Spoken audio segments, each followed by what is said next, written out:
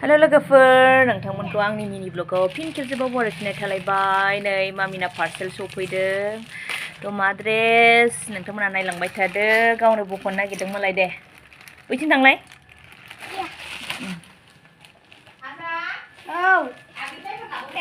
गिदिर जागोन ना फिसा जागोन थाब दे गस्लायाव हासिफ्लांगोनलै बेसेबां जायोथ' ओरै बेसेबां जायोथ' हेपि जाबाय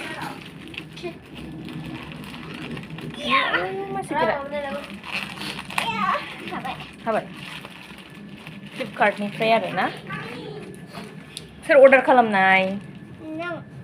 आं खालामदों ना बाबा खालामदों आं खालामाखैथ' बाबासो खालामदों जोंनि बाबायाबो बिफाफोरा एसे बायनो हायो बिमानाव फैसा गैयाना सुबुरा आं मिथिखायो मिथिखायोथ' आरो वाव दे नायदो गोलाव जायो भिडिअ'आ वाव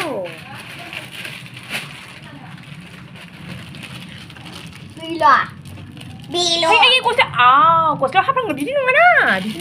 गस्लायाव हानाङा नै बिलाइ वाव फेन्सि ड्रेस दे फेन गैया माथो फेन गैया नामा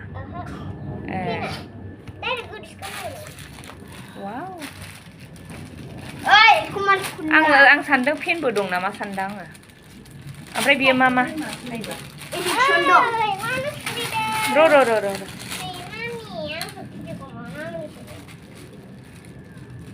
नैबे मास्कखौ गानदो ओमफ्राय बे आयं बे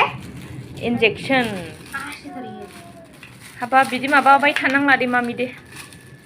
खोन्थाबानो जोब्बायमोन वाव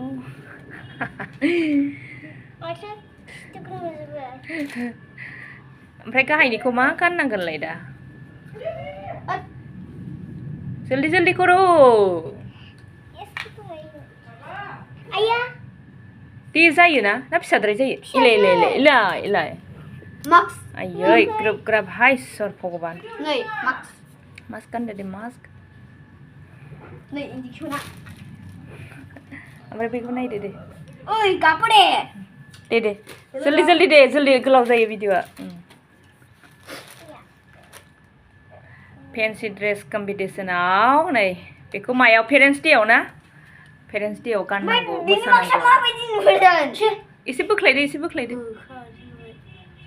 एसे बोख्लायदो दे मादों जेबो नङाना